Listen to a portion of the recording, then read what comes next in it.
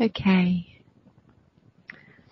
we're going to sit for about 45 minutes, and then I will read one of the teachings of the Buddha. Enjoy your meditation.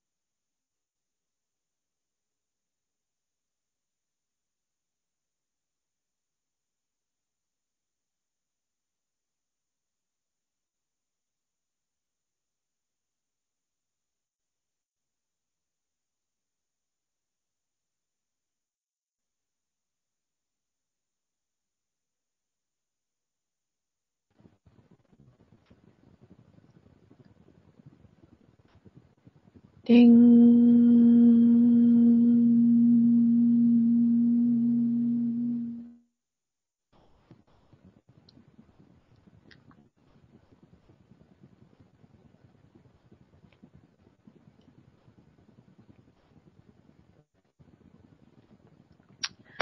Okay, so today I'm going to read from probably the most famous sutta there is. It's not one of my favorites, mostly because it creates so much controversy. One person thinks the sutta should be interpreted like this, another person thinks like that, and there's a million commentaries and different people have different takes. So anyway, I'm going to read it as it is. And you can listen with the understanding that it's a sutta that works on many levels. So if we can take it quite literally on the sort of conceptual level that it's written. And also when our meditation deepens, we can understand that the same sutta can be understood on a much deeper level. But the other reason I wanted to read, I'm not going to read it all because it's very long. The other reason I wanted to read it is for those of you who are newer to these Theravada teachings, that you can understand that the way I am teaching you is straight from the time of the Buddha. So if you didn't already guess, I'm going to read from the Satipatthana Sutta. Just parts of it. And if you want, you can read the sutta in your own time after the retreat. Or you can read one of the very many commentaries and books that have been written about this sutta.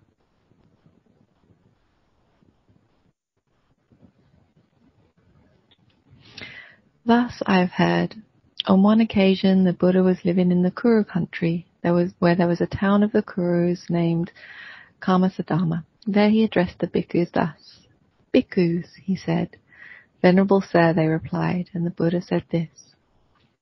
Bhikkhus, there is this direct path for the purification of beings, for the surmounting of sorrow and lamentation, for the disappearance of pain and grief, for the attainment of the true way, for the realization of Nibbana, namely, the 4 foundations of mindfulness. What are the 4? Here, bhikkhus, a bhikkhu abides contemplating the body as body, ardent, fully aware, mindful, having put away covetousness and grief for the world. He abides contemplating feelings as feelings, ardent, fully aware and mindful, having put away covetousness and grief for the world. He abides contemplating mind as mind, ardent, fully aware, mindful, having put away covetousness and grief for the world. He abides contemplating mind objects as mind object, ardent, fully aware and mindful, having put away covetousness and grief for the world. And how, bhikkhus, does a bhikkhu abide contemplating the body as body? Here, a bhikkhu gone to the forest or gone to the root of a tree or to an empty hut, sits down, having folded his legs crosswise, set his body erect and established mindfulness in front of him. Ever mindful, he breathes in, and mindful, he breathes out. Breathing in long, he understands, I breathe in long. Or breathing out long, he understands, I breathe out long. Breathing in short, he understands, I breathe in short. Or breathing out short, he understands, I breathe out short. He trains thus, I shall breathe in, experiencing the whole body of the breath. He trains thus, I shall breathe out, experiencing the whole body of the breath. He trains thus, I shall breathe in, tranquilizing the breath. He trains thus, I shall breathe out, tranquilizing the breath. Just as a skilled lathe operator or his apprentice, when making a long turn, understands, I make a long turn, or when making a short turn, so too understands, I make a short turn. The bhikkhu understands, breathing in long, I breathe in long. Breathing out short, I breathe out short. He trains, I shall breathe in, tranquilizing the breath. I shall breathe out, tranquilizing the breath. In this way, he abides contemplating the body as body internally, or contemplating the body as body externally, or he abides contemplating the body as body both internally and externally, or else he abides contemplating the body in its nature of arising, or in its nature of perishing, or he abides contemplating the body in its nature of both arising and perishing, or else mindfulness that there is a body is simply established in him to the extent necessary for bare knowledge and mindfulness, and he abides independent, not clinging to anything in the world. That is how a bhikkhu abides contemplating the body as a body. Again, bhikkhus, when walking, a bhikkhu understands I'm walking. When standing, he understands I'm standing. When sitting, he understands I'm sitting. When lying down, he understands I'm lying down. Or he understands accordingly, however his body is disposed. In this way, he abides contemplating the body as a body internally, externally, both internally and externally, and he abides independent, not clinging to anything in the world. That too is how a bhikkhu abides contemplating the body as body. I will skip a bit. Now, next part, 32 parts of the body, some of you practicing. Again, bhikkhus, a bhikkhu reviews this same body up from the soles of the feet and down from the top of the hair, bounded by skin, as full of many kinds of impurity. Thus, in this body there are head hairs, body hairs, nails, teeth, skin, flesh, sinews, bone, bone marrow, kidneys, heart, liver, membranes, spleen, lungs, intestines, mesentery, contents of the stomach, feces, bile, phlegm, pus, blood, sweat, fat, tears, grease, spit, snot, oil of the joints, and urine. Just as though there were a bag with an opening at both ends full of many sorts of grain, such as hill rice, red rice, beans, peas, millet, and white rice, and a man with good eyes were to open it and review it thus: this is hill rice, this is red rice, these are beans, these are peas, this is millet, this is white rice. So too, a bhikkhu reviews this same body as full of many kinds of impurity. In this way, in this body, head hairs, body hairs, and so on. In this way he abides contemplating the body as body internally, externally, both internally and externally, and he abides independent, not clinging to anything in the world. That too is how a bhikkhu abides contemplating the body as body. Okay, another one some of you are practicing. Again, bhikkhus, a bhikkhu reviews this same body, however it is placed, however disposed, by way of the elements. Thus, in this body there are the earth element, water element, fire element, and wind element. Just as though a skilled butcher or his apprentice, I always think this is the weirdest simile, just as though a skilled butcher or his apprentice had killed a cow and was seated at the crossroads with it cut up into pieces. It actually says that. So too, a bhikkhu reviews this same body by way of the elements thus: in this body there are the earth element, water element, fire element, and wind element. In the same way, he abides contemplating the body as body internally, externally, both internally and externally, and he abides independent, not clinging to anything in the world. That too is how a bhikkhu abides contemplating the body as body. Some more I will skip. And how does a bhikkhu abide contemplating feelings as feelings? Here, when feeling a pleasant feeling, a bhikkhu understands I feel a pleasant feeling. When feeling a painful feeling, he understands I feel a painful feeling. When feeling a neither painful nor pleasant feeling, he understands I feel a neither painful nor pleasant feeling. When feeling a worldly pleasant feeling, he understands I feel a worldly pleasant feeling. When feeling an unworldly pleasant feeling, he understands I feel an unworldly pleasant feeling. When feeling a worldly painful feeling, he understands I feel a worldly painful feeling. When feeling an unworldly painful feeling, he understands I feel an unworldly painful feeling. When feeling a worldly neither painful nor pleasant feeling, he understands I feel a worldly neither painful nor pleasant feeling. When feeling an unworldly, neither painful nor pleasant feeling, he understands. Feel an unworldly, neither painful nor pleasant feeling. In this way he abides contemplating feelings as feelings internally, or he abides contemplating feelings as feelings externally, or he abides contemplating feelings as feelings both internally and externally, or else he abides contemplating in feelings their nature of arising, or their nature of perishing, or their nature of arising and perishing, or else mindfulness, there is feeling, is simply established in him to the extent necessary for bare knowledge and mindfulness. And he abides independent, not clinging to anything in the world. That is how a bhikkhu abides contemplating feelings as feelings. Then we have a similar section for the contemplation of mind, and there are many different types of mind object. I won't read all, but I'll read the one on the 5 hindrances because we're familiar with the 5 hindrances. And how, bhikkhus, does a bhikkhu abide contemplating mind objects as mind objects? Here a bhikkhu abides contemplating mind objects as mind objects in terms of the 5 hindrances. And how does a bhikkhu abide contemplating mind objects as mind objects in terms of the 5 hindrances? Here, there being sense desire in him, a bhikkhu understands there is sense desire. Or there being no sense desire, he understands there is no sense desire.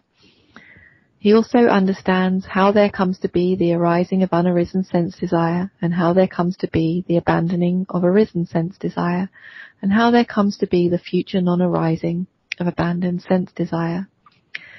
There being ill will, or sloth and torpor, or restlessness and remorse, or doubt in him, he understands there is this hindrance in me, or there being no hindrance, he understands there's no hindrance in me.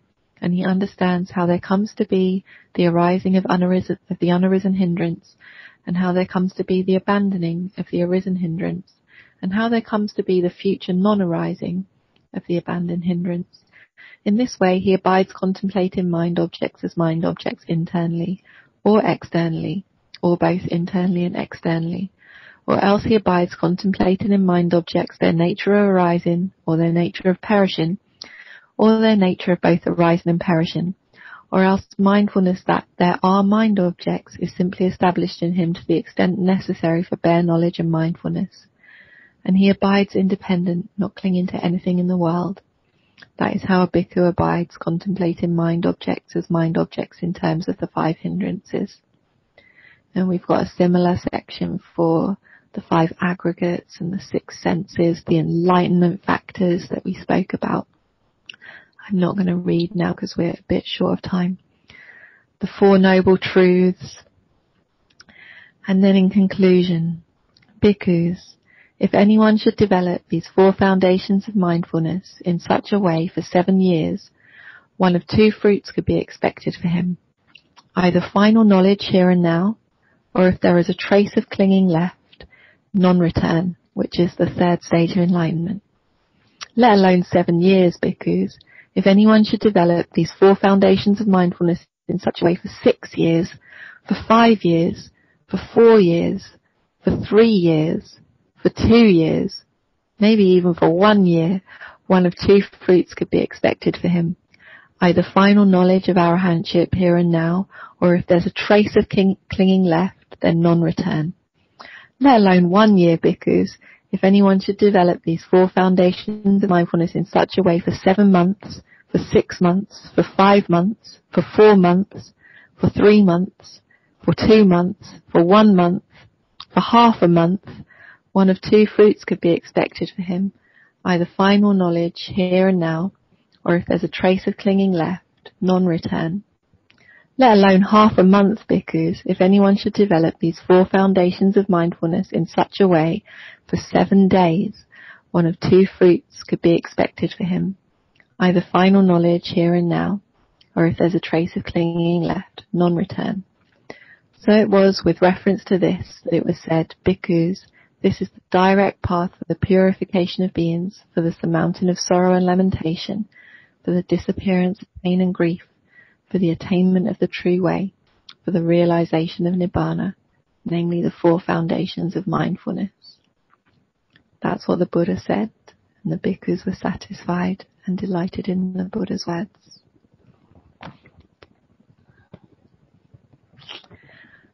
7 days. And so we have 7 more full days of practice on this retreat. What do you reckon? Can we do it? Final knowledge of arahantship here and now, or if there is a trace of clinging remaining, non-return. Let's try.